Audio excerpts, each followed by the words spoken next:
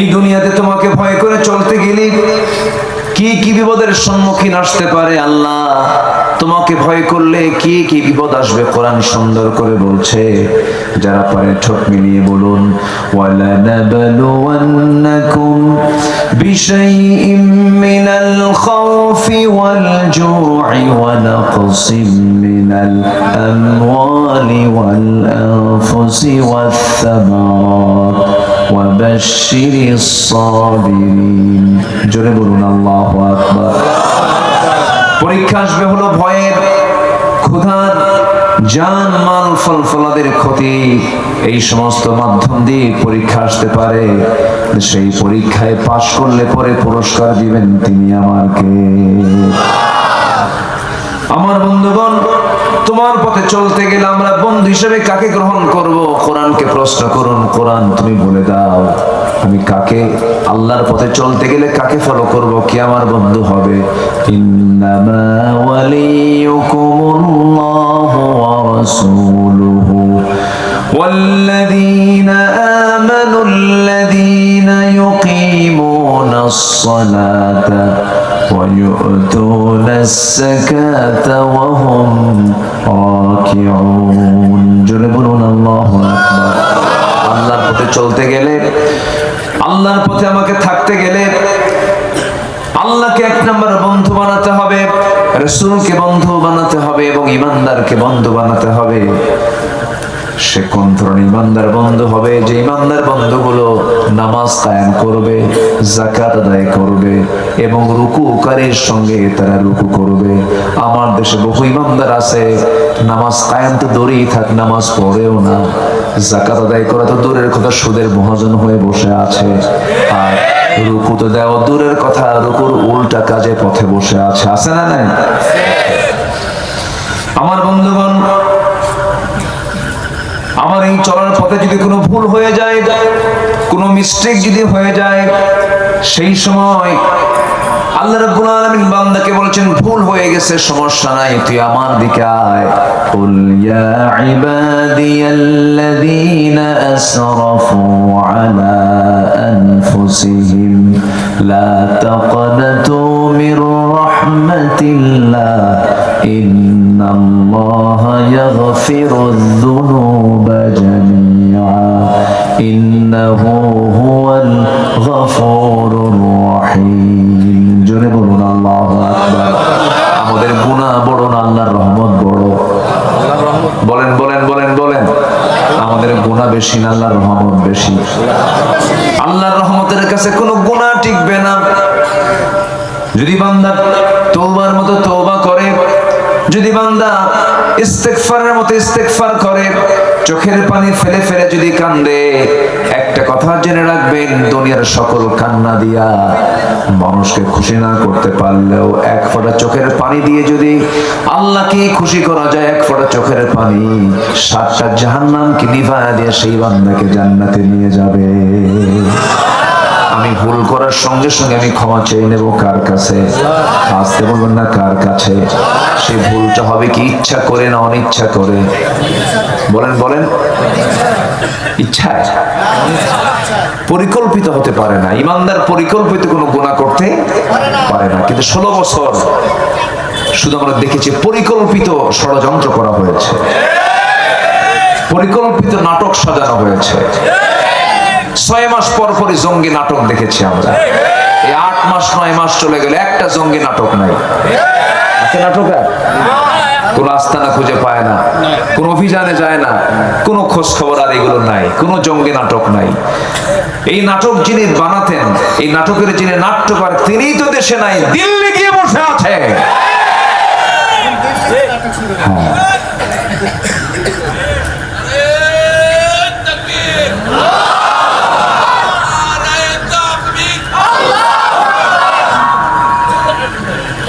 সম্মানিত ভাইয়েরা,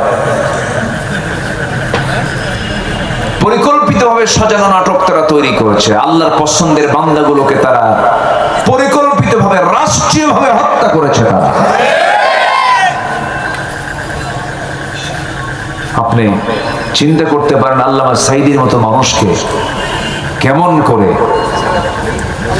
নাটক তৈরি করে কারাগার থেকে বের করে হসপিটালে নিয়ে ইনজেকশন পুশ করে দুনিয়া থেকে বিদায় করা হয়েছে। এরকম করে একটা দুইটা নয়, ফেরাউন খুন করেছিল 40,000 শিশু, আর এরা 16 বছরে খুন করেছে 60,000 মানুষকে। এগুলো নাটক। এই নাটকের বুদ্ধিদাতা হলো মিস্টার ইবলিস। আসতে কোন কেন? এই বুদ্ধি কে দিয়েছিল? ইবলিস বুদ্ধি দিয়েছিল। ইবলিসের বুদ্ধিতে চলার কারণে আর হজম করতে পারে নাই, সব দৌড় মারছে, কেউ নাই।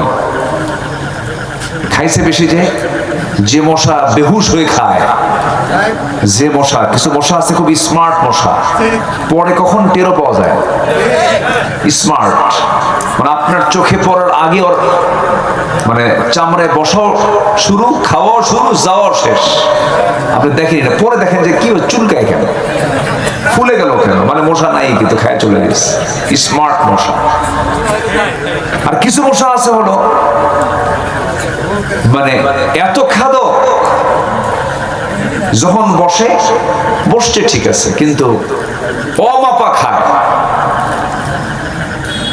দেহের যে ওজন তার চাইতে ওজন বেশি হলো মশা। আল্লাহ তাআলা এই জন্য মশার উদাহরণ আজ থেকে 1500 বছর আগে দিয়েছেন। মশার উদাহরণ, মাযা আরাদাল্লাহু বিহাযা মাসালা।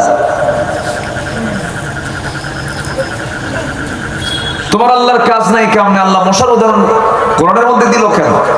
এই জাতীয় প্রশ্ন যখন করা হলো, কিন্তু আল্লাহ তাআলা তার এই উদাহরণ দিতে গিয়ে আল্লাহর কোনো কারো কাছে কৈফিয়ত দেওয়া লাগবে? আর মশা কি ছোটখাটো কোনো বিষয় না? আজকের এই প্রযুক্তির যুগেও সামান্য মশার কামড়ে মানুষ মরে যায়, তাই না? লেটেস্ট একটা রোগ যেটা, সেটা হলো কি, এডিস মশার কামড়ে কি হয়? ডেঙ্গু। ডেঙ্গু হয়েছে যার, পঙ্গু হয়েছে সে, এই মশার কামড়ে। তো মশা যখন মানুষের চামড়ায় বসে, চামড়ায় বসার সঙ্গে সঙ্গে সে আগে কি করে? আগে হুল ফুটায় না, আগে চতুর্দিকে অ্যানেস্থেসিয়া করে, অবশ করে, এরপর আপনাকে সাইজ করে। আগে তুই টের পাবি, তোর বাপও টের পাবে না। আগে অ্যানেস্থেসিয়া করে, এরপরে সে তার হুলটা ফুটায়, পরিমাণ মতো খেয়ে, যেটা স্মার্ট, সে উঠে চলে যায়। কিন্তু কিছু মশা আছে বেহুশ, খাইতে খাইতে কোনো হুঁশ থাকে না, দেহের চাইতে ওর রক্তের পরিমাণ পেটে নেওয়া বেশি হয়ে যায়, আর নড়তে পারে না, উঠতেও পারে না, সিথে পড়ে জায়গায় মরে। এই 16 বছর যারা ছিল ক্ষমতায়, বেহুশের মতো খাইছে, পালানোর রাস্তা খুঁজে পায় না। সিলেট দিয়ে যাইতে চাইছিল কালামানিক, সিলেট বাসী একদম বিসি আউট করে দিছে। জানেন না আপনারা? জানেন না এগুলো? জানেন না? আল্লাহ ছাড় দেন, ছেড়ে দেন না। এই জন্য জুলুম করা যাবে না। আমরা জুলুম করবো না, জোরে বলি ইনশাআল্লাহ। জুলুম করলে একদম সোজা ডাইরেক্ট তাকে ধরে ফেলেন কে? আল্লাহ ধরে ফেলেন। জুলুমের কাতারে যাওয়া যাবে না, জুলুম করতে পারবো না আমরা। ইমানদার কখনো জুলুম করতে পারে না। ইমানদারের সঙ্গে জুলুম শব্দটা যায় না। ইমানদার জুলুমকে উৎখাত করে সেখানে শান্তি প্রতিষ্ঠা করবে, হককে প্রতিষ্ঠা করবে। ইমানদার কখনো জালিম হতে পারে না, ইমানদার কখনো ফাসিক হতে পারে না, ইমানদার কখনো মুশরিক হতে পারে না। আমার বন্ধুগণ, এই জন্য আমরা কোরআনের সঙ্গে ধারণা দেব, কোরআনকে মানব জীবনের এক জায়গায় না সব জায়গায়। বলুন, আজকে বলুন না, এক জায়গায় না সব জায়গায়। আল্লাহ রাব্বুল আলামিন কোরআনকে আংশিক মানতে বলেন নাই, কোরআনকে পরিপূর্ণরূপে মানতে বলেছেন। আফাতুমিনুনা বিবা'দিল কিতাব ওয়া তাকফুরুনা বিবা'দ। কিতাবের কিছু অংশ মানবে আর কিছু অংশ মানবে না। এর ফলাফল হলো ইল্লা খিজিয়ুন ফিল হায়াতিদ দুনিয়া। দুনিয়ার জিন্দেগিতে তুমি লাঞ্ছিত হবে, লাঞ্ছিত জীবন যাপন তোমার জন্য উপহার হয়ে যাবে এবং আখিরাতের জিন্দেগিতে তুমি ক্ষতিগ্রস্তদের অন্তর্ভুক্ত হয়ে যাবে। এই জন্য আমার বন্ধুগণ, কোরআনকে মানার শর্ত হলো আংশিক না পুরোপুরি, অর্ধেক না পুরোপুরি। কোরআন তেমন একটি বিধানের নাম যার একটি হরফকে যদি আপনি অমান্য করেন ঈমানটা চলে যাবে। একটা শব্দ তো দূরেই থাকলো, একটা আয়াত তো দূরেই থাকলো, একটা হরফকে যদি আপনি অস্বীকার করেন আপনার ঈমান থাকবে না। এই জন্য কোরআনকে সম্পূর্ণরূপে মানার জন্য তাকিদ দিয়েছেন তিনি আমাকে। উদখুলু ফিস সিলমি কাফা ওয়া লা তাত্তাবিউ খুতুওয়াতিশ শাইতান ইন্নাহু লাকুম আদুউম মুবিন। জোরে বলুন আল্লাহু আকবার। পরিপূর্ণরূপে ইসলামে দাখিল হয়ে যাও। আংশিক ইসলামকে মানা যাবে না। ইমানদার বলতে পারেন আমি সোশ্যালিজমকে লালন করি, ইমানদার বলতে পারেন আমি ক্যাপিটালিজমকে লালন করি। কারণ এই সমস্ত ইজম গুলো সব মানুষের তৈরি করা ইজম। এই সমস্ত তন্ত্র মন্ত্র পচা অবস্থা সব নিজের জীবন থেকে ধুয়ে মুছে সাফ না করা পর্যন্ত ইমানের দাবি করা সম্ভব নয়। করতেছেন নাকি আপনারা?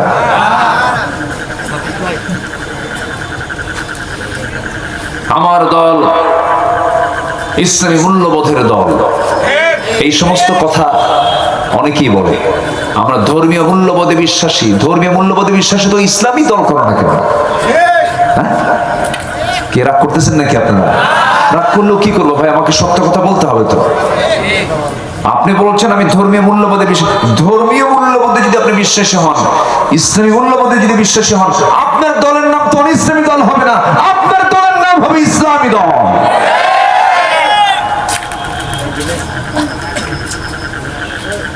আল্লাহ পাক দল করতে বলেছেন কি ইসলাম না অন ইসলাম? আরো জোরে, আরো জোরে। কোন ইসলাম? কোন ইসলাম? শহীদুল ইসলাম, শরীফুল ইসলাম, আরিফুল ইসলাম না আল ইসলাম? দিন ইসলাম। হ্যাঁ ফাইন, দিন ইয়াল ইসলাম। আল্লাহ রাব্বুল আলামিন বলেন ইন্নাদ-দীনা ইনদাল্লাহিল ইসলাম। আল্লাহর নিকট মনোনীত দিন একটাই, মনোনীত দল একটাই, মনোনীত জীবন বিধান একটাই, মনোনীত জীবন ব্যবস্থা একটাই, তার নাম হলো, জোরে বলেন কি? ইসলাম। ইসলামকে আমরা সব জায়গায় মানবো, জোরে বলি ইনশাআল্লাহ। আমরা কি সফল হতে চাই না ব্যর্থ হতে চাই? বলেন সফল না ব্যর্থ? আমরা কেউ কি ফেল করতে চাই?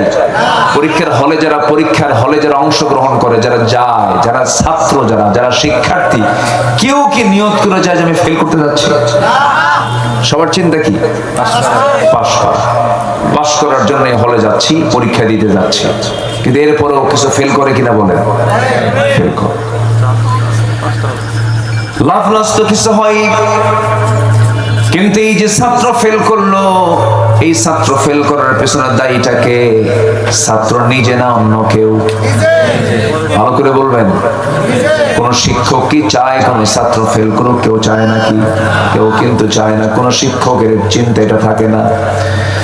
ছাত্র ফেল করে ছাত্রের দোষে আল্লাহ রাব্বুল আলামিন বলছেন বান্দারে কখনো তুমি ফেল করবে না যদি আমার পথকে যদি মেনে চলো, আমার পথ পন্থাকে তুমি যদি ফলো করতে পারো, তোমার কোনো ব্যর্থতা আসবে না, তোমার কোনো ফেল আসবে না।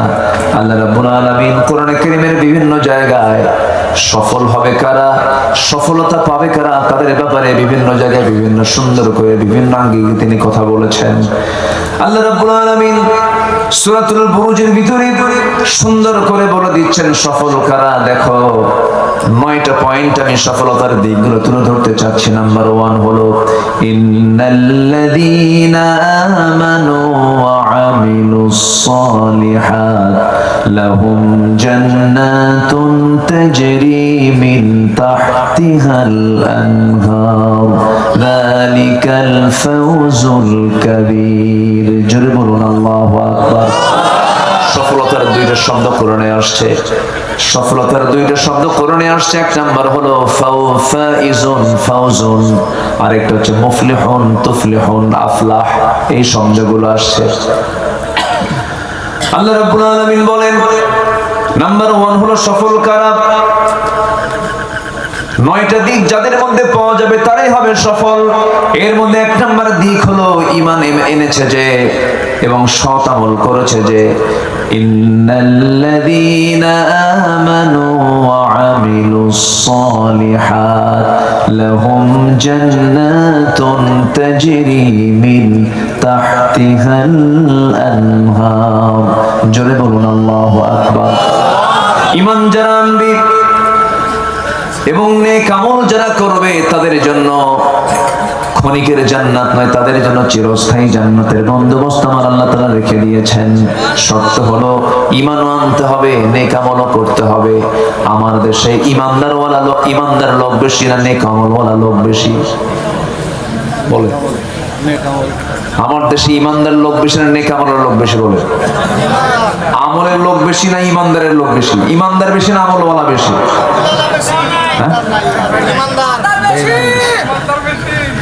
আমি কিন্তু খুব ক্রিটিক্যাল প্রশ্ন করেছি। আমার দেশে আমলওয়ালা বেশি না ঈমানদার বেশি? নামাজ না পড়ুক কিন্তু ঈমান আছে, এই লোকগুলো ওঠে কেন আমি বুঝলাম না। এই ভাইজান বসেন বসেন বসুন, নড়াচড়া করছেন কেন? এটা কি জনসভা শুধু? বলেন তো, এটা কি প্রচলিত ট্র্যাডিশনাল কি? এটা কি জনসভা? এটা একটি ইবাদতের জায়গা। বলি আলহামদুলিল্লাহ। এখন এটা কিসের জায়গা হয়ে গেছে বলেন তো? ইবাদতের জায়গা। এই জায়গার কোন শৃঙ্খলা ভঙ্গ যদি আপনার দ্বারা হয়ে যায়, বিশেষ করে কোরআনের মাহফিলে আপনার দ্বারা যদি কোনো শৃঙ্খলা ভঙ্গ যদি হয়ে যায়, ফেরেশতা যদি এটাকে নোট করে ফেলে যে শৃঙ্খলা ভঙ্গ হিসাবে নোট করা হলো, বলেন তো বিচার আছে কিনা? বলেন হ্যাঁ আছে কিনা? আছে কিনা বিচার? বলেন তো। এই সাবধান, বি কেয়ারফুল। মাহফিলকে সফল করার দায়িত্ব একার না সবার? এটাকে সফল করলে পরে আমাকে খুশি হয়ে পুরস্কার দিবেন কে? আল্লাহ। আপনি চলে গেলে তো মাহফিল সফল হবে না। বসে তাহলে আমার দেশে আমল ওয়ালা বেশি না ঈমানদার বেশি? ঈমানদার বেশি। আমল দরকার নাই। বাপ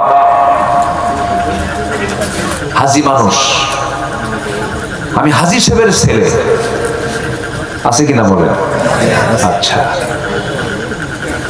আমার দাদা মুসলমান, আমার বাপ মুসলমান, আমিও মুসলমান। আল্লাহ মানে জান্নাত না দিয়ে যাবে কোথায়? এই সমস্ত পুঁজি নিয়ে জান্নাতে যাওয়া যাবে না। জান্নাতে যাওয়ার পুঁজি এগুলো না। জান্নাতে যাওয়ার পুঁজিগুলো কি কি? আল্লাহ রাব্বুল আলামিন কোরআনে কারীমের ভিতরে বিভিন্ন জায়গায় ক্লিয়ার করে বলে দিয়েছেন, জান্নাত পাওয়ার জন্য বংশের পরিচয় দিয়ে জান্নাত পাওয়া যাবে না। বংশের পরিচয় দিয়ে যদি জান্নাত পাওয়া যেত, আবু লাহাব বহু আগে জান্নাত পেয়ে যেত। বংশের পরিচয় দিয়ে যদি জান্নাত পাওয়া যেত, আবু জেহেলও জান্নাত পেয়ে যেত। কারণ নবীর বংশের নাম কুরাইশ, আবু জেহেলের বংশের নামও কুরাইশ। বাবার পরিচয় দিয়ে যদি ছেলে জান্নাত পেয়ে যেত, অবশ্যই নূহ আলাইহিস সালামের ছেলে কেনান সে জান্নাত পেয়ে যেত। আবার সন্তানের পরিচয় দিয়ে যদি বাবা জান্নাত পেয়ে যেত, অবশ্যই আজর জান্নাত পেয়ে যেত। ইব্রাহিম আলাইহিস সালাম বাবা আজর জান্নাত পেয়ে যেত। বাবার পরিচয় দিয়ে ছেলে জান্নাত পাবে না, ছেলের পরিচয় দিয়ে বাবা জান্নাত পাবে না, বংশের পরিচয় দিয়ে কেউ জান্নাত পাবে না। জান্নাত পাওয়ার জন্য শর্ত হলো ঈমান এবং নেক আমল। ঈমান আছে, নেক আমল নাই, কোনো মূল্য নাই। আবার আমল আছে, ঈমান নাই, তাও মূল্য নাই। দুটাই লাগবে বলে দিয়েছেন তিনি আমার কে? আল্লাহ রাব্বুল আলামিন। সেই জন্য বলছেন, ঈমান যদি আনতে পারো, নেক আমল যদি ভালো করে করতে পারো, আমি আল্লাহ তোমাকে এমন সুন্দর জান্নাত দেব যে জান্নাতের নিচ দিয়ে নহর প্রবাহিত, নদী প্রবাহিত। জোরে কোন সুবহানাল্লাহ। রাজশাহী কোন নদীর তীরে? বলেন বলেন বলেন। নদী, আনহার। জান্নাতটাও আল্লাহ পাক রেখে দিয়েছেন নদীর তীরে, যার নিজ দিয়ে নদী প্রবাহিত। যেখানে জান্নাতের বর্ণনা সেখানে আল্লাহ পাক নহরের কথা বলেছেন। সে জায়গায় থাকবে হলো শুধু পানির নহর নয়, 4টা নহর থাকবে। কেউ কি একটু সুবহানাল্লাহ বলবেন না ভাই? সবাই কি জান্নাত চান না? সবাই কি জান্নাত চান? 4টা নহর থাকবে সেই জায়গায়। এর মধ্যে আল্লাহ রাব্বুল আলামিন 1 নম্বর জান্নাতের কথা বলেছেন, যে নহরের কথা বলেছেন। পানির নহর থাকবে, শরাবের নহর থাকবে, মধুর নহর থাকবে, দুধের নহর থাকবে। আল্লাহ রাব্বুল আলামিন দুধটাও দুনিয়াবাসীর জন্য দিয়ে দিয়েছেন, মধুটাও আল্লাহ রাব্বুল আলামিন দুনিয়াবাসীর জন্য দিয়ে দিয়েছেন, পানিটাও দিয়ে দিয়েছেন। আরেকটা হলো শরাব। সেই শরাবটা স্পেশাল শরাব। দুনিয়ার মদ খেলে পরে লিভার পচে যায়, সেন্সলেস হয়ে যায়, মস্তিষ্ক বিকৃত হয়ে যায়। কিন্তু জান্নাতের যে শরাব আল্লাহ রাব্বুল আলামিন দিবেন, যা পান করলে পরে যৌবন শক্তি ডাবল হয়ে যাবে। এবং আল্লাহ রাব্বুল আলামিন ওই শরাবের মধ্য দিয়া ওই জান্নাতের যুবকটাকে চিরযৌবন তাকে দিয়ে দিবেন। সুবহানাল্লাহ। আর দুনিয়ার শরাব খেলে কি হয়? তাল না মাতাল? তাল না মাতাল? মাতাল। মদ খায় রাত 3টার দিকে দরজার কাছে এসে বলে, বউকে ডাক দিচ্ছে। বউ তো টের পাইছে, এত জোরে ডাকে, খাইছো দেখিছো অবশ্যই। দরজা খোলার সাহস পায় না, বড় ছেলেকে ডাক দিয়ে বলে, বাজান তোর বাপ আসছে, দরজায় ডাকতেছে, আমি তো একা যেতে পারতেছি না, তুই আয় সাথে। বড় একটা ছেলেকে সাথে নিয়ে দরজার কাছে এসে দরজা খোলা মাত্রই ডাবল বোতল খাইছে। চোখ বড় বড় বানায়া বইয়ের দিকে তাকায়া বলে, আম্মা আসসালামু আলাইকুম। বউ মনে মনে কয়, হাই রে, কোন তালে পড়লাম। এটা রাগ করে বলে ফেললো, তোমার কি একটু হোশ নাই? পাশে একটা যুবক ছেলে পাশে দাঁড়ায় আছে, তুমি তার সামনে আমার মা বলে ডাকো? ছেলের দিকে এখন উল্টা তাকায়া বলে, দুলাভাই আসসালামু আলাইকুম। এই হচ্ছে দুনিয়ার শরাব। এবং যে মাদকাসক্ত, তার দ্বারা সবই সম্ভব। সে তার নিজের মেয়ের সঙ্গেও জেনা করতে পারে, নিজের বোনের ইজ্জত দিতে পারে, একটা মানুষকে খুন করতে পারে। আর সেই মদের ফ্যাক্টরি আমার দেশে থাকে, আর সেই মদের আইন আমার দেশের সংসদে মুসলমানরা পাস করে। আর সেই দল করে বলে, আমি ধর্মীয় মূল্যবোধে বিশ্বাসী। কি কথা কি বুঝতেছেন আপনারা? কার গায়ে লাগলো আর কার গায়ে না লাগলো এগুলো আমাদের দেখার বিষয় নয়। এগুলো কথা বলতে হবে আমাদের। জেল খাটছি, অনেক অত্যাচার সহ্য করছি, সমস্যা নাই। মরবো তো একবারই, মরার মতো মরবো। বাতিলদের সামনে মাথা নত ইমানদার কখনো করতে চায় না, করতে পারেও না, ঠিক কিনা? বহু আন্দোলন হয়ে গেছে। ৭১-এ জাগছিলাম, এ জাতি জাগছিল না ৭১-এ, এর আগে জাগছিল ৪৭-এ। ২৪-এর জুলাই আন্দোলন আমাদের সন্তানরা করে সফল হয়েছে, ভালো কথা, ভালো, আলহামদুলিল্লাহ। কিন্তু আমরা নতুন বাংলাদেশ দেখতে চাই, কোরআনকে সাথে নিয়ে নতুন বাংলাদেশ আমরা দেখতে চাই।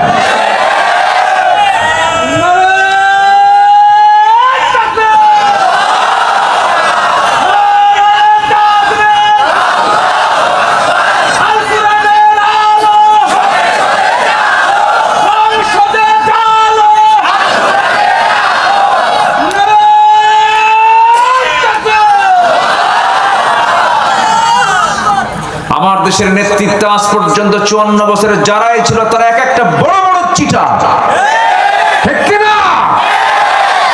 ধোঁকাবাজ। নির্বাচন আসলেই বলতো, আমি আলহাজ কুতকুতানি চুলকানি খাওয়া। নির্বাচন আসলেই বলতো, আমি একজন ধর্মীয় মূল্যবোধে বিশ্বাসী। নির্বাচন আসলেই বলতো, আগামী নির্বাচনে যদি আমরা আপনাদের জনসমর্থন পাই তাহলে মদিনার সনদে দেশ চালাবো। দেখছেন কত বড় মিথ্যুক চাবাবাজ। অনিসলামী দলের নেত্রী কয় মদিনার সনদে দেশ দেশ চালাবো। মদিনার সনদে দেশ চালায় নাই, মোদির সনদে দেশ চালিয়েছে ওরা।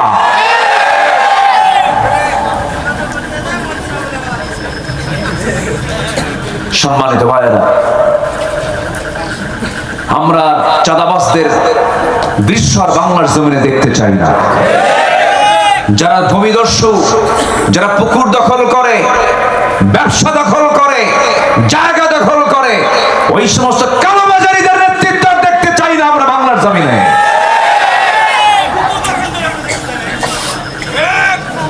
আমরা সজাগ থাকলে, আমি জেগে উঠলে দেশ বিজয় অবশ্যই হবে। জোরে বলি ইনশাআল্লাহ।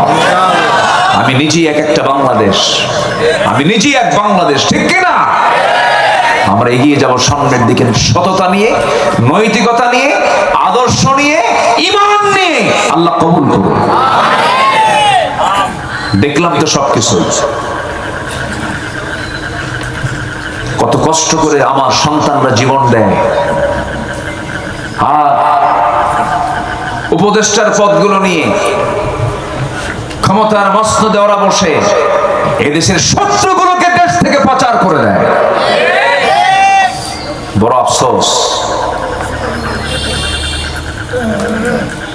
মঞ্চ উঠলেই 16 বছর ধরে এক নেতার বক্তব্য শুনতাম, মঞ্চ উঠলেই বলতো খেলা হবে।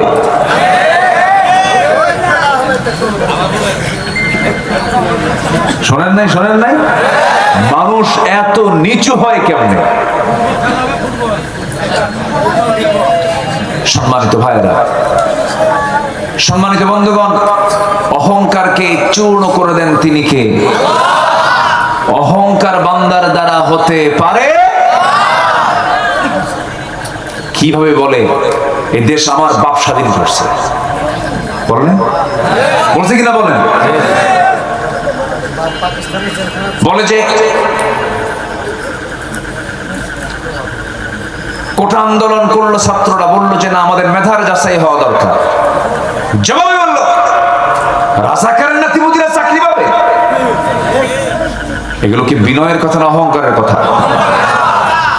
হ্যাঁ, আপনার দৃষ্টিতে বাপ অপরাধী হতে পারে, সন্তানকে কি সেই অপরাধের দায় করা যায়? ব্যক্তির অপরাধ ব্যক্তিকে চাপিয়ে দিতে হবে, ব্যক্তির অপরাধকে আর অন্য কারো উপরে চাপিয়ে দেওয়া যাবে। সম্মানিত ভাইয়েরা, সফল হওয়ার জন্য কিচ্ছু লাগবে না। সফল হওয়ার জন্য 1 নাম্বার লাগবে হলো ঈমান। কি লাগবে বলেন? আরো জোরে বলেন, কি লাগবে?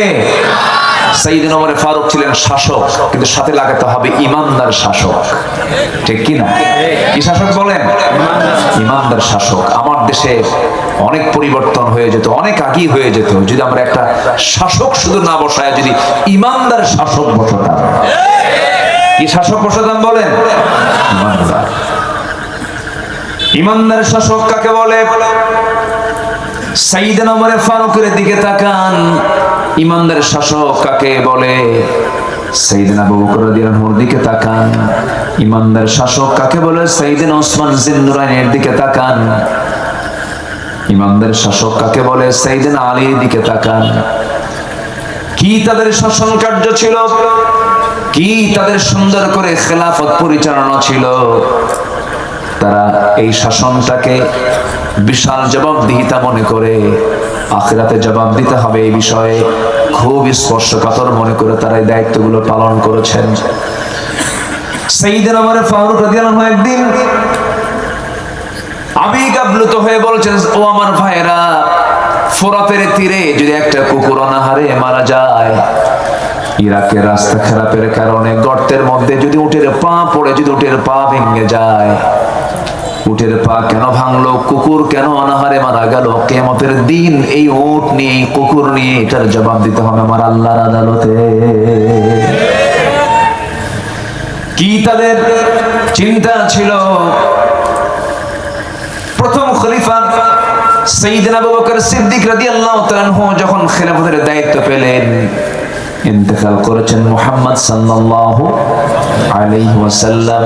তিনি যখন দুনিয়া থেকে বিদায় নেবেন, জামাতে নামাজ পড়তে পারছেন না, জামাতে নামাজ পড়ার জন্য যে শক্তি দরকার, সেই শক্তিটুকু আমার নবীর দেহে ছিল না। আজান শুনেছেন, বেলাল আজান দিয়েছেন, তিনি ওঠার চেষ্টা করছেন, মাথা চক্কর মেরে পড়ে যেতে লাগলেন। আমাদের আম্মা জান আয়েশা সিদ্দিকা রাদিয়াল্লাহু তাআলা আনহা তাকে ধরে ফেললেন, বলছেন ইয়া রাসূলুল্লাহ, আপনার মনে হয় জামাতে নামাজ পড়তে পারবেন না, গায়ে কোনো শক্তি নাই। নবীজি বলছেন আয়েশা রে, বিষক্রিয়া শুরু হয়ে গেছে আমার দেহের ভিতরে। ইহুদিরা আমার খাদ্যের মধ্যে যে বিষ ঢুকিয়ে দিয়েছিল, তার বিষক্রিয়া আমার দেহে এখন শুরু হয়ে গেছে, প্রচন্ড কষ্ট হচ্ছে আয়েশা, আমি মনে হয় বাঁচবো না। আজান তো দিল আমার বেলাল, নামাজের রক্ত চলে এসেছে, আমার মুসল্লায় কে দাঁড়াবে? আয়েশা তুমি আমার পক্ষ থেকে জানিয়ে দাও, আমার মুসল্লায় আমার দায়িত্ব পালন করার জন্য আমি কাউকে মনোনয়ন দিলাম না, আমার আবু বকর যেন আমার দায়িত্ব পালন করে নাই, মানে পরবর্তী খেলাফতের দায়িত্ব আমার আবু বকরই পালন করবে, নামাজের নেতৃত্ব দিবে যে দেশের নেতৃত্ব দিবে সে, তাহলে শাসক হবে, নামাজেরও ইমাম, রাষ্ট্রেরও। আমার দেশে কি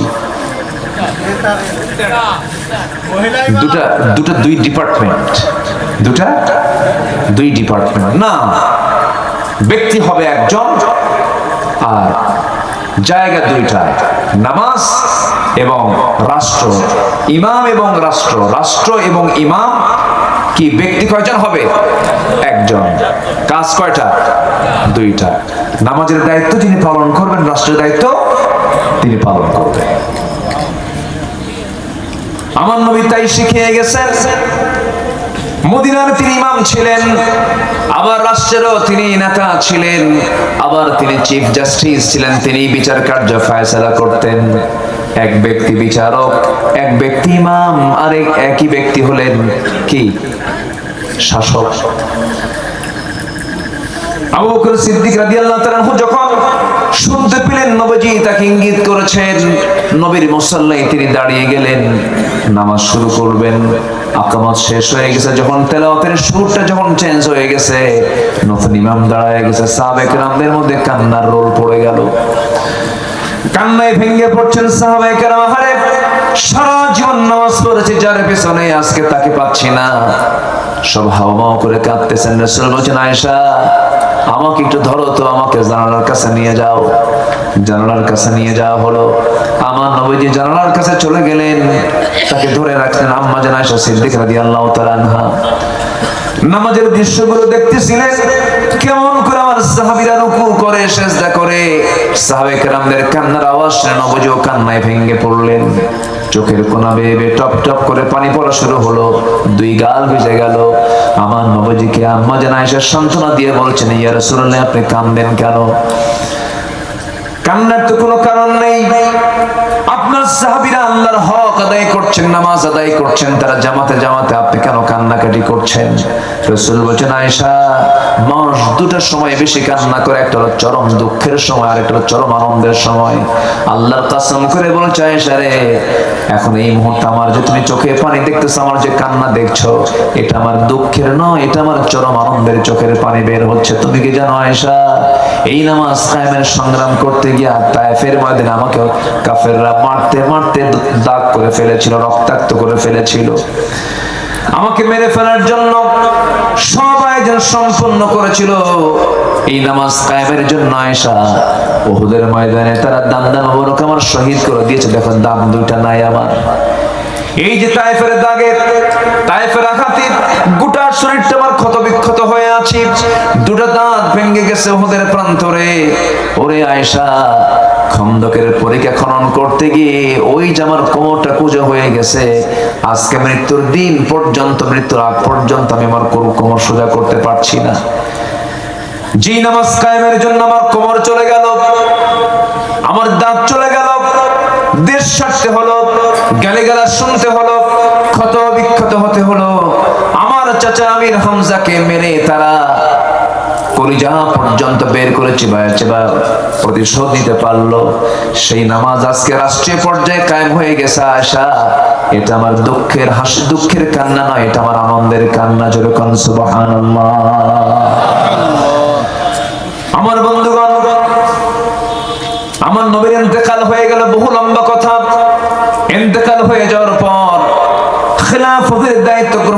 হলেন হচ্ছেন সাইয়েদনা আবু বকর সিদ্দিক রাদিয়াল্লাহু তাআলা আনহু। দায়িত্ব পালন শুরু করলেন, কিন্তু তার দায়িত্বের আগ থেকে তিনি এক প্রতিবেশী বৃদ্ধা নারীর তিনি হক আদায় করতেন। তার স্বামী ছিল না, তার কোন ছেলে সন্তান মেয়ে সন্তান কেউ ছিল না, নিঃসন্তান একজন মহিলা ছিলেন, বয়স্ক নারী ছিলেন। তার ঘরের পাশেই তার ঘর, তাকে দেখার জন্য যেমন তেমন কেউ ছিল না। তিনি করতেন কি, প্রত্যেক রাতে তিনি চলে যেতেন মহিলার কাছে, গিয়ে তার কাপড় চোপড় ধুয়ে দিতেন, তার খাবার টাবার প্রস্তুত করে দিতেন, ধুয়ে দিতেন, সবকিছু পরিষ্কার করে ঘর বাড়ি পরিচ্ছন্ন করে তিনি দিয়ে আসতেন। কিন্তু খেলাফতের দায়িত্ব যখন পেলেন, ওই বৃদ্ধা নারী মনে মনে চিন্তা করতেছে, আজকের থেকে আমার খেদমত করবে কে? আবু বকর তো নতুন দায়িত্ব পেয়ে গেল, কিন্তু দায়িত্ব পেয়েছেন, এটার কোনো প্রভাব ওই বৃদ্ধা নারীর ঘরে পড়লো না।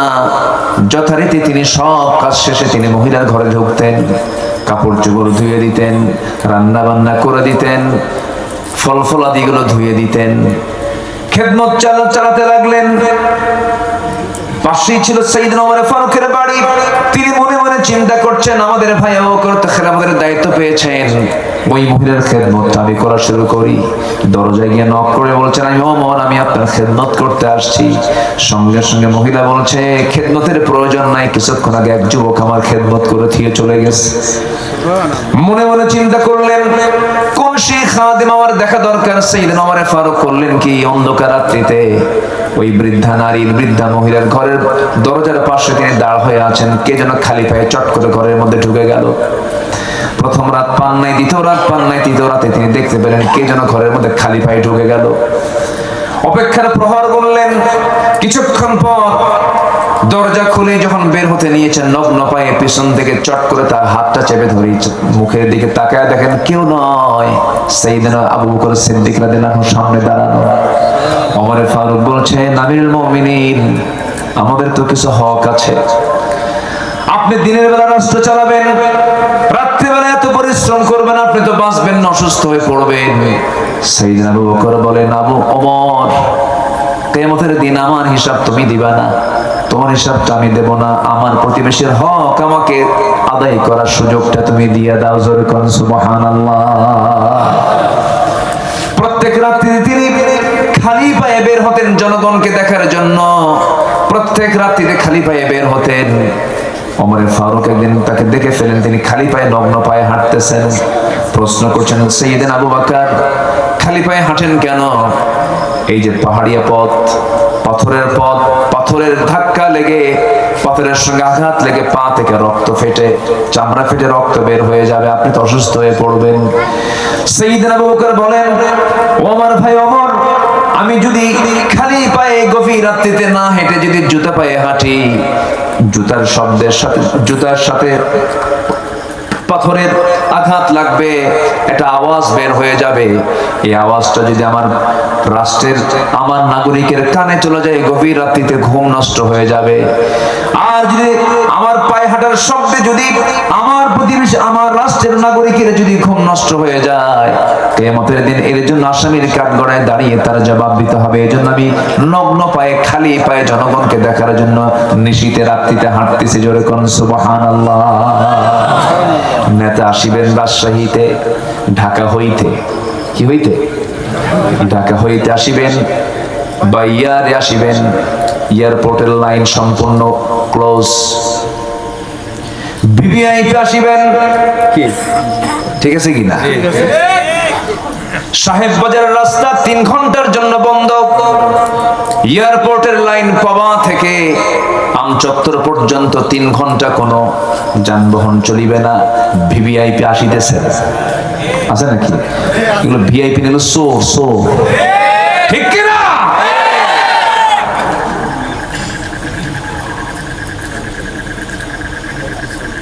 সাইয়েদনা আবু বকর সিদ্দিক রাদিয়াল্লাহু তাআলা আনহু,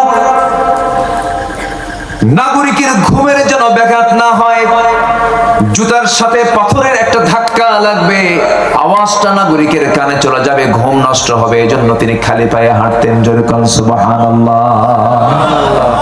কি চেতনা তাদের মধ্যে কাজ করত! আমার বন্ধুগণ, কথার তো কোনো শেষ নাই। 2 বছরের খেলাফতের দায়িত্ব পালন করেন। কয় বছর বলেন? 2 বছর। ইন্তেকাল করলেন। ওমর ফারুক রাদিয়াল্লাহু তাআলা খেলাফতের দায়িত্ব গ্রহণ করলেন। এখন তো এই মহিলার খেদমত করার জন্য কেউ নাই, তিনি ইন্তেকাল করেছেন। যেদিন তিনি দায়িত্ব পেয়েছেন সেই ওমর ফারুক সে রাত্রিতে মহিলার ঘরে চলে গেছেন, দরজায় নক করেছেন, মহিলা জানে না প্রথম খলিফা ইন্তেকাল করেছেন। দরজায় নক করার সঙ্গে সঙ্গে দরজা খুলে গেছে, প্রয়োজনীয় সমস্ত খেদমত গুলো সম্পন্ন করলেন। সবকিছু ধুয়ে টুয়ে ক্লিয়ার করে তিনি ঘর থেকে বের হয়ে আসলেন। বুড়ি মহিলা খেজুর খেতে বসেছেন, পরিষ্কার করে দিয়ে তার সামনে খেজুরগুলো রেখে আসছেন ওমর ফারুক রাদিয়াল্লাহু তাআলা আনহু। সেই খেজুর থেকে একটা খেজুর মুখের মধ্যে নিয়ে তিনি খেতে নিয়েছেন, হঠাৎ করে কামড় দিয়েছেন, দাঁতের নিচে খেজুরের বিচিটা আটকে গেছে। সঙ্গে সঙ্গে বুড়ি মহিলা বলে ফেলতেছেন ইন্না লিল্লাহ। ইন্না লিল্লাহ বলার কারণ হলো উনি মনে মনে সিদ্ধান্ত নিয়েছেন, বুঝতে নিশ্চিত হয়েছেন নিঃসন্দেহে আমার আগের খাদেম আবু বকর নাই, সে দুনিয়া থেকে বিদায় নিয়েছে। কারণ আমার আবু বকর যদি আজকে খেদমত করতে আসতো, আমার আবু বকর খেজুর শুধু ধুয়ে দিত না, খেজুরের বিচিটা শুদ্ধ সব খেজুর থেকে জান্নাতের খাবার খাইয়ে দিলেন। কেন? জাকারিয়া আলাইহিস সালাতু ওয়াস সালাম তার খেদমতের দায়িত্বে ছিলেন। এই বাইতুল মুকাদ্দাসের পাশে একটা ঘর ছিল, সেই ঘরে তাকে রাখা হলো। তিনি যখন খাবার দিয়ে আসতেন তার তালা খুলতেন, খাবার দিয়ে আসতেন, তালা মেরে আবার চলে আসতেন। হঠাৎ করে 3টা দিন তার স্মৃতি থেকে মুছে গেছে, মারিয়ামকে খাবার দিয়ে আসতে হবে। 3 দিন একটানা যান নাই। হঠাৎ করে তার মনে হলো জাকারিয়া আলাইহিস সালাতু ওয়াস সালাম 3 দিনের মাথায় গিয়ে দরজা খুলে দেখেন মারিয়াম সুন্দর করে বসে আছেন, সামনে কোনো সমস্যা নাই। কিন্তু তার সামনে অসময়কালীন ফলমূল গুলো, আম হয় কোন মৌসুমে বলেন? এই গ্রীষ্মকালে, ঠিক আছে না? গ্রীষ্মকালে আমের মৌসুম, কিন্তু শীতকালে আপনার নরমাল এখন হয়তো 12 মাসই আম থাকে, সেটা ভিন্ন কথা, কিন্তু আমের মৌসুম তো এটাই মৌসুম। এই সময় অসময়কালীন ফলমূল গুলো তার সামনে কে যেন সুন্দর করে সাজিয়ে রেখেছে। বলা হলো মারিয়াম আন্না লাকি হাদা ইয়া মারিয়াম। কোরআনে এগুলো কথা আছে না? বলেন তো, আন্না লাকি হাদা ইয়া মারিয়াম, মারিয়াম তুমি সমস্ত খাবারগুলো কোথায় পেয়েছো? সুন্দর করে মারিয়াম জবাব দিচ্ছেন, ক্বালাত হুয়া মিন ইনদিল্লাহ। ও খালো, জাকারিয়া আলাইহিস সালাতু ওয়াস সালাম আল্লাহর পক্ষ থেকে আল্লাহ আমার জন্য স্পেশালি জান্নাতের খাবার পাঠায় দিয়েছে। ভরসা কার উপর ছিল? আল্লাহ। আপনিও ভরসা করেন মা, আল্লাহ আপনার রিজিক দিয়ে দিবেন ইনশাআল্লাহ। বলে যে পুরুষ চাকরি করবে, আমিও চাকরি করব। হ্যাঁ, চাকরি করেন, পুরুষের সাথে না, মেয়েদের মহলে চাকরি করেন। কি ঠিক কিনা বলেন? চাকরি করেন, পর্দা ছাড়া না, পর্দা সহ, পর্দা সহ চাকরি করেন, পর্দায় থেকে চাকরি করেন, কোনো সমস্যা নাই, কোনো প্রবলেম নেই। কিন্তু পর্দা নাই যেখানে চাকরি করা যাবে না সেখানে, এটা হচ্ছে সবচেয়ে বড় বিষয়। ইসলাম আপনাকে এত সংকীর্ণ করে রাখে না, অবশ্যই আপনার দায়িত্ব আছে। আপনি একজন পর্দাশীলা মহিলা, আপনার অপারেশন লাগবে, পেট অপারেশন করতে হবে। কি পুরুষ ডাক্তার ভালো হয় না মহিলা ডাক্তার ভালো হয়? ডাক্তার হবে মেয়েরা, সমস্যা কোথায়? কোনো প্রবলেম নেই। ইঞ্জিনিয়ারিং ফার্ম তৈরি হবে, সেখানে শুধু মহিলারা থাকবে, সেখানে সমস্যা নেই। প্রাইমারি স্কুল টোটাল মেয়েদের হাতে তুলে দেওয়া উচিত। প্রাইমারি স্কুল মেয়েরা দেখবে, কোনো সমস্যা নেই। সব পরিচালনা মেয়েরা করবে, কোনো ডিপার্টমেন্ট, কোনো সমস্যা নাই। কিন্তু চাকরি আগে না পর্দা আগে? আমার দেশে কোনটা আগে বলেন? আমার দেশে কোনটা আগে?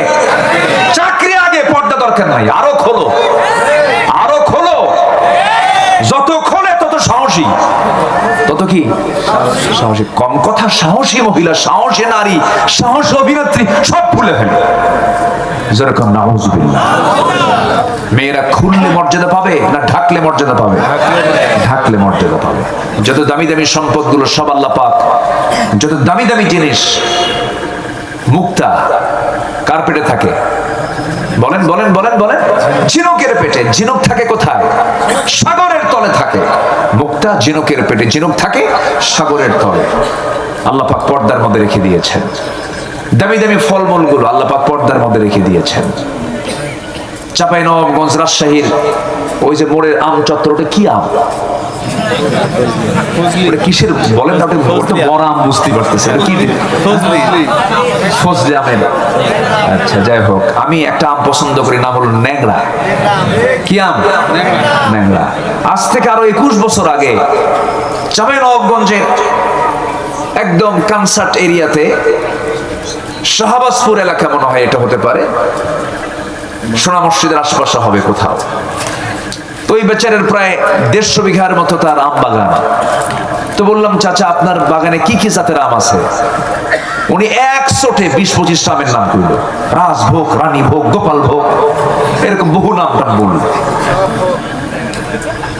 এখন তারও নাম আরো কিছু আসছে আম। রংপুরের মিঠাপুকুরের দিকে এক আম হয় হাড়ি ভাঙ্গা, সামনে আরেকটা নাম দিবে মাজা ভাঙ্গা। আচ্ছা যাই হোক, তো বললাম যে চাচা আমার তো একটা আম পছন্দ খুব, কিন্তু আমের নামটা ভালো হয় নাই কেন? কি নাম? ন্যাংরা। আমি বললাম আচ্ছা ন্যাংরা নামটা আসলো কেমন, এটার তফসিরটা বলেন। তো বলতেছে মনে হয় ন্যাংরা কোনো লোকে এই গাছটা লাগাইছে। তো এই আম আল্লাহ পাক কি পর্দায় রেখেছেন না পর্দা ছাড়া রেখেছেন? যদি কোনো আম বিক্রেতা, রাজশাহীর কোন আম বিক্রেতা সাহেব বাজার সেই মার্কেটের সামনে, নিউ মার্কেটের সামনে যদি আম বিক্রি করতে নিয়ে বসে ভাবে যে আম যখন বেচতেই বসেছি জনগণ কষ্ট না পাক, একটা কাজ আগায় দেই, আম সিলে বিক্রি করব। পাবলিক আসবে না মাছি আসবে। সেটা কোন মাছি? দেখছেন কি কয়? যে মাছি জায়গায় অজায়গায় পড়ে ওই মাছি আসবে, মৌমাছি আসবে না। মৌমাছি বোঝে এটা ঠিক না, এটা পর্দা নাই। আল্লাহু আকবার বলেন। মৌমাছি কি অজায়গায় বসে না জায়গায় বসে? বলেন বলেন বলেন। কারণ মৌমাছি সংগ্রহ করে আমার আপনার ঔষধ। আল্লাহু আকবার বলেন। অ্যান্টিবায়োটিক ঔষধ। কি ঔষধ? অ্যান্টিবায়োটিক। আপনার ঘা হয়েছে, কেটে গেছে, ফেটে গেছে, মধু লাগায় দেন, ঠিক হয়ে যাবে। মধু, এই মধুর ডিপার্টমেন্ট আল্লাহ পাক ছেড়ে দিয়েছেন মানুষের হাতে না মৌমাছির হাতে? মানুষের হাতে কেন দেন নাই বলেন? মৌমাছি মধু বানায়, 450 মৌমাছি 20 লক্ষ ফুলে যাতায়াত করে, 13 লক্ষ মাইল পরিভ্রমণ করে 1 পাউন্ড মধু সে তৈরি করে, তার পেটের মধ্যে নিয়ে সুন্দর করে মৌচাকে রেডি করে। আর সেই মধুর ভিতরে মানুষ মিষ্টির শিরা ঢুকায় কয় আরো মিষ্টি বানায়া দিলাম, খা। কত বড় হারামি মানুষ! কি কথা কি বুঝতেছেন? এই জন্য আল্লাহ বলতেছে যে মধু আমি তোদের দিলাম না, যা মৌমাছিকে দিলাম ওর ডিপার্টমেন্ট। আনিত্তাখিদি মিনাল জিবালি বুয়ুতা ওয়া আওহা রাব্বুকা ইলান নাহলি আনিত্তাখিদি মিনাল জিবালি বুয়ুতা। কি বল, গাছের ডালে বাসা বাঁধো, তারপরে বাসার প্রাসাদের নিচ দিয়ে বাসা বাঁধো। মৌমাছির যে মৌচাক, কিয়ামত পর্যন্ত কোন আর্কিটেক্ট ইঞ্জিনিয়ার একটা মৌচাক বানাতে পারবেন। আল্লাহু আকবার বলেন। সব ডিপার্টমেন্ট দিয়েছেন, মৌমাছির হাতে ছেড়ে দিয়েছেন। ফার্মাসিউটিক্যাল ফ্যাক্টরি দিয়ে দিয়েছেন, যাতে ফিহি শিফাউল লিন্নাস। এবং এই ফ্যাক্টরি, এই মধু তৈরি করার জন্য মৌমাছির পেটকে বাছাই করেছেন কে? মৌমাছির পেটকে বাছাই করেছেন কে? ইয়াখরুজু মিন বুতুনিহা শারাবুন মুখতালিফুন আলওয়ানুহা। কি হয়? ইয়াখরুজু, বের হয়, মিন বুতুনিহা, তার পেট থেকে, শারাবুন, কি শারাব, পানীয়, ড্রিঙ্কস, আলওয়ানুহা মুখতালিফুন আলওয়ান, বিভিন্ন রং বেরঙের। মধুর রং কি একরকম হয়? ভিন্ন রং বেরঙের। এক একটা ফুলের মধ্যে এক একটা রঙের হয়, এক একটা ফুলের মধ্যে এক একটা রং আল্লাহ পাক করে দিয়েছেন। জোরে কান সুবহানাল্লাহ। এই মধুগুলো সংগ্রহ করার সময়, রসগুলো সংগ্রহ করার সময় মৌমাছিগুলো মুখে নিয়ে আসে না, পেটের মধ্যে নিয়ে আসে। পেটের মধ্যে আলাদা স্টমাক আছে, মানুষের স্টমাক একটা, আর আল্লাহ পাক মধুর স্টমাক দিয়েছেন পেটের মধ্যে 2টা। একটা তার পেটের স্টমাক, খাওয়ার স্টমাক, আরেকটা হচ্ছে হানি স্টমাক, মধু রাখার এক্সট্রা স্টমাক। আল্লাহু আকবার। সেই মৌমাছি কি সাহেব বাজারের মোড়ে ওই আমের উপরে কি সেই মৌমাছি বসে? সাধারণ মাছি বসে। কি বসে?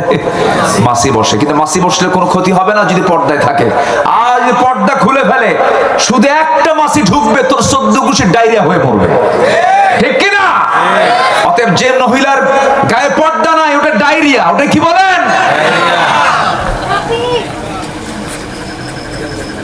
রোগী বাঁচা অসম্ভব, শেষ হয়ে যাবে। অসুখ বিসুখ সৃষ্টি হবে। জেনা আছে যেখানে, নতুন নতুন রোগ আছে সেখানে। এই যে করোনা আসছিল, এগুলো সব জেনার ফসল। কিসের ফসল বলেন? গনোরিয়া, সিফিলিস, এইচআইভি, এরপরে যত বড় বড় জটিল রোগগুলো আছে, সমস্ত রোগের মূল কারণ হলো অবাধ যৌনাচার, অবাধ যৌনাচার, পর্দাহীনতা, পর্দাহীনতা। এই জন্য মা বোনদের পর্দায় থাকার দরকার আছে না নাই? আসতে বলবেন না, আছে না নাই? পর্দা আগে পুরুষের দরকার না মহিলার দরকার? ও আপনার দরকার নেই। দেখছেন কত সস্তা আমল করতে চায়। দেখেন আল্লাহ পাক পর্দার হুকুম দিয়েছেন আগে নারীকে না পুরুষকে? এইটা এখন লাইনে আসছে, পুরুষকে পর্দা করতে হবে। এখনকার সমাজের সবচেয়ে বড় পর্দা হলো আর নারী দেখার জন্য বাইরে যাওয়া লাগে না। দেখবেন বিভিন্ন জায়গায় 4-5টা ছেলে এক জায়গায় গ্রুপিং করে বসে, ওই যে মোরাকাবা মুশাহাদায় মোবাইল নিয়ে বসে, মোরাকাবা মুশাহাদা। কি কথা কি বুঝতেছেন? ওই যে বসে আছে ঘন্টার পর ঘন্টা পার করতেছে, 1 ঘন্টা 2 ঘন্টা 3 ঘন্টা চলে যায়, কুটকুট করে হাসে, আবার স্ক্রিনের দিকে তাকায়, শুধু নখ দিয়ে টানে, নখ দিয়ে টানে, দেখার পরে দেখতে থাকে, দেখতে থাকে, দেখতে থাকে, সময় চলে গেল, আধা ঘন্টা গেল, 1 ঘন্টা গেল, 2 ঘন্টা চলে গেল। এই যে আজকে ডিভাইসটা বের করে দিয়েছে ফেসবুক, কি মুসলমানদের না ইহুদির? বলেন কার কার কার কার কার কার? ইহুদির। আপনি এটাকে নিয়ন্ত্রণ করতে না পারলে আপনার ইমানটাও হেরে যাবে। ইমান নষ্ট করার জন্য তো এগুলো নিয়ে আসা হয়েছে। এর যতটুকু উপকার আছে তার চেয়ে ক্ষতির পরিমাণ কম না বেশি? এর থেকে যেটা কল্যাণ সেটা আপনি গ্রহণ করবেন। অতিরঞ্জিত পর্দার খেলাফ হয়ে যায় এমন কিছু আপনার জন্য করা যাবে না। ইমানকে যদি মজবুত রাখতে চান, নেক আমল করতে হবে। পর্দা হচ্ছে শ্রেষ্ঠ নেক আমল। সেই নেক আমলটা করবো আমরা, জোরে বলি ইনশাআল্লাহ।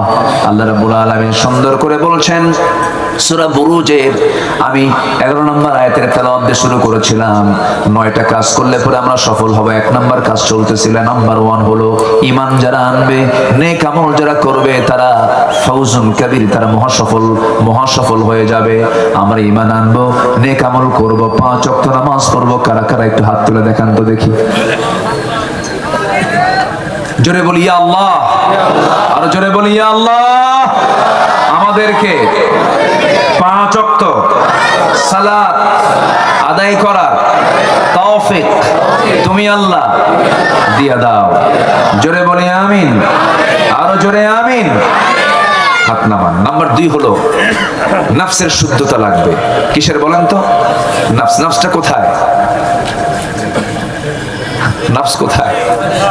অনেকে কয় মাথায়, 60 সেকেন্ড।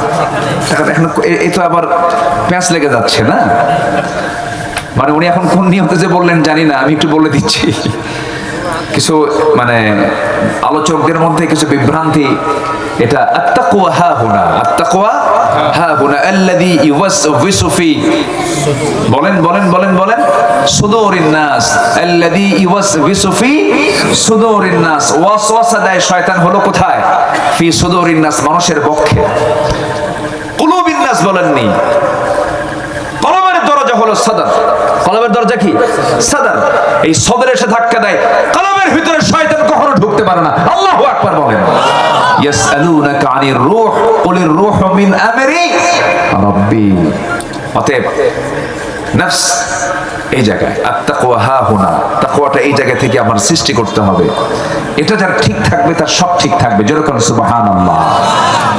আল্লাহ রাব্বুল আলামিন বলেন, সফল হতে চাও, নাম্বার 2 হলো 1 নাম্বার ঈমান আনবে, নেক আমল করবে। নাম্বার 2 হলো পরিশুদ্ধিতা নিয়ে আসবে, তাজকিয়াতুন নফস নিয়ে আসতে হবে, নফসের শুদ্ধতা নিয়ে আসতে হবে। ক্বাদ আফলাহা মান তাযাক্কা ওয়া যাকারা ইসমা রাব্বিহি ফাসাল্লা বাল তু'থিরুনাল হায়াতাদ দুনিয়া ওয়াল আখিরাতু খায়রুন ওয়া আবকা ইন্না হাযা লাফিস সুহুফিল উলা সুহুফি ইব্রাহিম ওয়া মূসা। জোরে বলুন আল্লাহু আকবার। সফল হওয়ার জন্য 9টা আমল। কয়টা আমল বলেন? 9টা আমল। নাম্বার 1 হলো ঈমান, নেক আমল। নাম্বার 2 হলো পরিশুদ্ধিতা, তাজকিয়াতুন নফস, নফসের শুদ্ধতা দরকার। নামাজ আছে, রোজা আছে, হজ আছে, যাকাত আছে, দান সদকা আছে, কিন্তু নফস ঠিক নাই। দান সদকা দিলে পরে হুজুরকে বলে দে, হুজুর এত টাকা দান করলাম, জোরে একটা স্লোগান মারেন, তাছাড়া দিব না। এ আছে না ভাই, বলেন তো? এটা আমার নামটা বড় করে বলেন, কি ওর কি দান হইছে? আজকে দান হইছে কি ওর দান? এই জন্য নফসের শুদ্ধতা দরকার।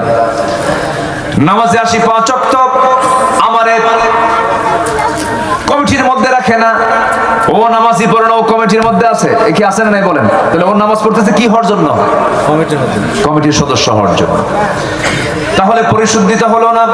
নাম্বার 3 হলো সত্যবাদী হতে হবে। সত্যবাদী হবে যারা, সফল হবে তারা।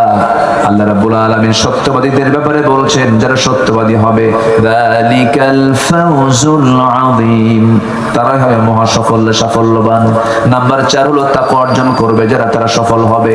ওয়া মান ইউতিইল্লাহা ওয়া রাসূলাহু ওয়া ইয়াখশাল্লাহ ওয়া ইয়াত্তাকিহি ফাউলাইকা হুমুল ফাইজুন। জোরে বলুন আল্লাহু আকবার। নাম্বার 5 হলো ধৈর্যশীল হবে যারা, আল্লাহ রাব্বুল আলামিন তাদেরকে সফল বলেছেন, ইন্নী জাযাইতুহুমুল ইয়াওমা বিমা সাবারু আন্নাহুম হুমুল ফাইজুন। জোরে বলুন আল্লাহু আকবার। নাম্বার 6 হলো আল্লাহ এবং তার রাসূলের যারা আনুগত্য করবে তারা সাফল্যবান হবে। ওয়া মান ইউতিইল্লাহা ওয়া রাসূলাহু ফাকাদ ফাযা ফাওজান আযীমা। জোরে বলুন আল্লাহু আকবার। সৎ কাজের আদেশ দেবে যারা, অসৎ কাজের বাধা দেবে যারা, তারাও সফল হবে, তারাও সাফল্যবান হবে। আমিন। সূরা ইমরান 104 নম্বর আয়াতে বলছেন, ওয়াল তাকুম মিনকুম উম্মাতুন ইয়াদউনা ইলাল খায়রি ওয়া ইয়া'মুরুনা বিল মা'রুফি ওয়া ইয়ানহাউনা আনিল মুনকার ওয়া উলাইকা হুমুল মুফলিহুন। জোরে বলুন আল্লাহু আকবার। নাম্বার 8 হলো তওবা করবে যারা, সফল হবে তারা। তওবা নাই, সফলতা নাই, তওবা নাই, মাফ নাই, তওবা নাই, আল্লাহর রহমত নাই। তওবা করব কার কাছে? আল্লাহর কাছে। সব সময় না এক সময়? বলেন, এক সময় না সব সময়। গুনাহ আছে যার, তওবা করতে হবে তার। আমাদের জীবনে কারো গুনাহ নাই? গুনাহ আছে? গীবত হয়, গীবত হয়। গীবত কাকে বলে? আমি খুব প্রচন্ড ভয় পাই, ওই তাফসীর যেদিন পড়েছি সেদিন থেকে প্রচন্ড ভয় পাই। বলি নাই কেমন করে গীবত গুলো করা হয়। যদি কেউ কারো গীবত করে, গীবত হলো ওই পরচর্চা, ওই গুনার কাজ। ধরুন ভাইটা একটা ভুল কাজ করে ফেলেছে, সেই ভাইয়ের কথাটা আমি ভাইকে না বলে আমি অন্য কাউকে বলে বেড়ালাম, সত্য ঘটনাই, কিন্তু এটা তার বলে বেড়ানোটা অপছন্দের কাজ। এটা হলো গীবত। এটা কি বলেন? গীবতের কাজ। এই গীবত করে যারা মরে যাবে, যার নামে গীবত করা হয়েছে, সেই দিন কিয়ামতের দিন যে গীবতকারী, যে গীবত করেছে, যার গীবত করেছে, যে গীবত করেছে, তার সমস্ত আমলনামাগুলো বিকাশ হবে। যার গীবত করা হয়েছে তার আমলনামায় কি হবে? বিকাশ। বলছেন তো, আমলগুলো ট্রান্সফার হয়ে যাবে। আমল ট্রান্সফার যখন হয়ে যাবে, ওই বান্দা বলবে, আল্লাহ এত রাতের তাহাজ্জুদ গেল কই? এত মার জিকির আজগার গুলো গেল কই?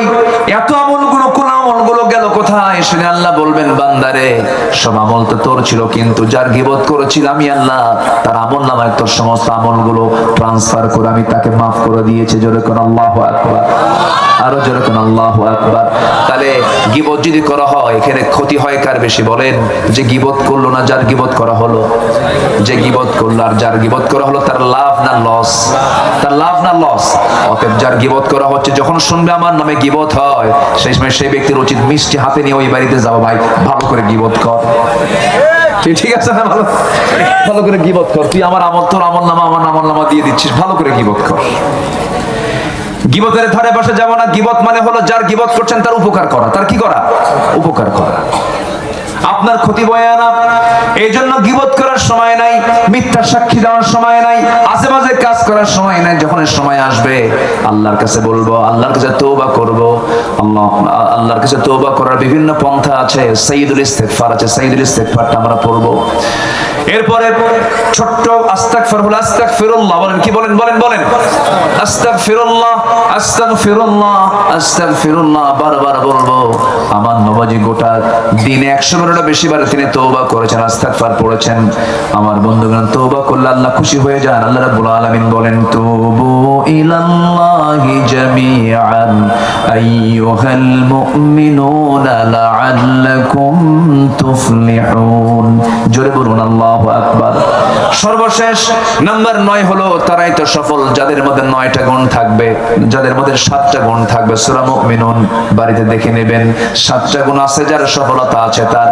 قد أفلح المؤمنون জোরে বলুন আল্লাহু আকবার। ওই সমস্ত মুমিনরা সফল কাম যারা নামাজটাকে সুন্দর করে আদায় করে, আজে বাজে কথা মুখ থেকে বের করে না, বেহুদা কোনো কথা বের করে না। আনিল লাগবি মুরিদুন ওয়াল্লাযীনা হুম লিয-যাকাতি ফাঈলুন। যাকাত যারা ঠিকমতো আদায় করে। আমরা যাকাত চাই না সুদ চাই? বলেন সমাজে আমরা কি চাই? যাকাত চাই না সুদ চাই?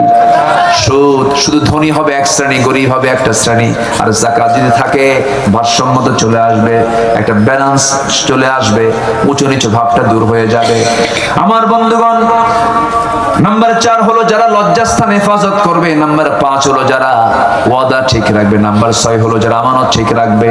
নাম্বার 7 হলো নামাজ দিয়ে শুরু, নামাজ দিয়ে শেষ। ওয়াল্লাযীনা হুম আলা সালাওয়াতিহিম ইউহাফিযুন উলাইকা হুমুল ওয়ারিসুন আল্লাযীনা ইয়ারিসুনাল ফিরদাউসা হুম ফিহা খালিদুন। এই 7টা কাজ হবে যার, সফলতা আসবে তার, সে হবে জান্নাতের বাসিন্দা। জোরে কোন সুবহানাল্লাহ। আল্লাহ কবুল করুন, আল্লাহ কবুল করুন। জোরে বলি আমিন। রাত হয়েছে অনেক বেশি, আমি বুঝি যে রাত হয়েছে, যতটুকু হয়েছে আমরা বলে ফেলি আলহামদুলিল্লাহ। আমরা নামাজের মতো করে বসি, নামাজের মতো করে বসি। এটা কি চাতাল নাকি? জি চাতাল, ধানের। হ্যাঁ, আমরা কেবলা হয়ে আছি। খুব ভালো তো, মানে আপনারা প্রিপারেশন নিয়েছেন যদি ঝড় বৃষ্টি যা আসে আসুক, না এরকম আপনারা প্রিপারেশন নিয়েছেন। আল্লাহ তুমি বৃষ্টিও দাও, মাহফিল হবে, এমন জায়গা চয়েস করছে মহাবৃষ্টি হলেও আলহামদুলিল্লাহ জায়গা ঠিক আছে, ঠিক আছে, খুব ভালো। আগের জায়গা থেকে এটা ভালো আছে। জি অনেক সুন্দর হয়েছে, বলি আলহামদুলিল্লাহ। যিনি এই জায়গার মালিক আল্লাহ তুমি তাকেও পুরস্কার দিয়ে দাও। জোরে বলি আমিন। উনি কোথায়? ব্যক্তি মৃত, ব্যক্তি মৃত। জি, তার সন্তানরা তো আছে, আওলাদরা আছে। জি আসুন আমরা আল্লাহর কাছে চাবো। যে যেখানে বসে আছে আমরা চাইবো কার কাছে? আল্লাহর কাছে। সবাই বলে সুবহানাকা আল্লাহুম্মা ওয়া বিহামদিকা আশহাদু আল্লা ইলাহা ইল্লা আনতা আস্তাগফিরুকা ওয়া আতুবু ইলাইকা। চিৎকার মেরে বলি ইয়া আল্লাহ, আমার জীবনে সাগীরা কবীরা, ছোট বড় সব গুনাহ তুমি আল্লাহ মাফ করে দাও। জোরে বলুন ইয়া রাব্বাল আলামিন, ইয়া রাব্বাল আলামিন। জি আমরা চাইবো কার কাছে? আল্লাহর কাছে। আমার বিশেষ করে মাজলুম জনপদ, অত্যন্ত মানে হৃদয় বিদারক সেই দৃশ্যগুলো। ফিলিস্তিন একটা জ্বলন্ত আগুন হয়ে আছে, জ্বলন্ত অগ্নিকুণ্ড হয়ে আছে, শুধু আগুন আর আগুন। তার মধ্যে মানুষ হয়ে গেছে তার সড়াই, কড়াইয়ের মধ্যে মানুষ হয়ে গেছে কি সড়াই হয়ে গেছে। আল্লাহ তুমি মুসলমানদের মানবতার, শুধু মুসলমানদের না মানবতার দুশ্মন ইসরায়েলের এই দানবতা থেকে, ওদের নির্মম পাশবিক আচরণ থেকে, মানবতাকে তুমি হেফাজত করো। জোরে বলি আল্লাহুম্মা আমিন। কাশ্মীরকে বাঁচাও, ফিলিস্তিনকে বাঁচাও। আমরা এই মাজলুম ভাইদের জন্য আমরা দোয়া করব। আমরা চাইবো এখন কার কাছে? বলেন আল্লাহর কাছে। সবাই বলে সুবহানাকা আল্লাহুম্মা ওয়া বিহামদিকা আশহাদু আল্লা ইলাহা ইল্লা আনতা আস্তাগফিরুকা ওয়া আতুবু ইলাইকা। হুজুর আপনি দোয়া করে দেন। আপনি দোয়া করেন, আমি দোয়া করব। আচ্ছা, যে আমরা এখন দোয়া করি, আমরা আল্লাহর কাছে চাবো আল্লাহ যেন আমাদের জিন্দেগির গুনাহগুলোকে মাফ করবেন। আল্লাহুম্মা আমিন।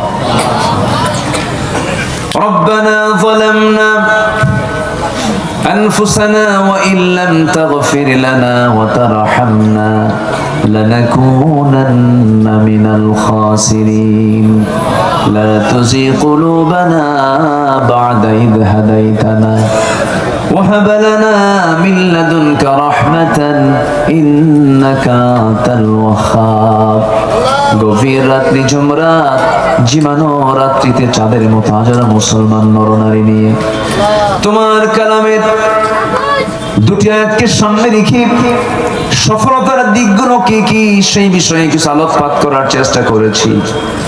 আল্লাহ তাআলা পর্দা বিষয়ে কিছু আলোচনা করেছে।